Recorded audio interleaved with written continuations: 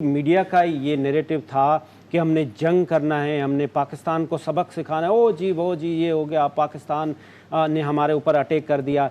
नरेंद्र मोदी तो नहीं चाहता था। मैं तो ये बार बार कह रहा हूँ कि नरेंद्र मोदी को इस तरह से इन्होंने ट्रैप किया जिस तरह से सेकंड वर्ल्ड वार में हिटलर जाके रशिया में ट्रैप हो गया था। और हिटलर के पास फिर आखिर में दो ही चीज़ थी, या तो वो अरेस्ट दे देता या तो वो अपने आप को सरेंडर कर देता, या दूसरी बात उसने जो काम किया उसने सुइसाइड किया।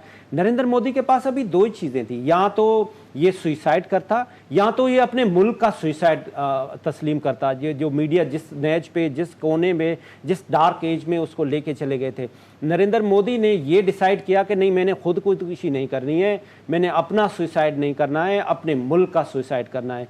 आपने देखा फिर कल किस तरह से 2 दिन में जो भारतीय मीडिया थी वो क्या क्या मतलब बुलशिट, वहाँ पे क्या बकवास हो रही थी।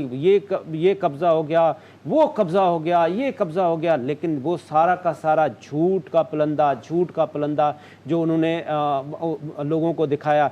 फिर हमने देखा वहाँ पे जो इंडिपेंडेंट सोशल मीडिया थे, वो जो भारत से ऑपरेट नहीं होते थे, उन्होंने भारतीय लोगों को बताया कि इस मीडिया का बायकॉट करें। ये तो आज तक अक्षय कुमार को अपना आर्मी चीफ समझ के बैठे हुए हैं और वो फिल्म इंडस्ट्री से बाहर ही निकल पा रहे हैं। रियलिटी में डिफरेंट है, और रियलिटी वही है जो अभी हमने आज रात करके दिखाया। जिस तरह से हमारे ISPR के स्पोक पर्सन ने कहा था कि हम बता के, हम टिका के, हम दिखा के ये सारा कुछ करेंगे, और हमने करके दिखा दिया। और पूरी इस वक्त जो मीडिया इंडस्ट्री है उसके अंदर मातम है।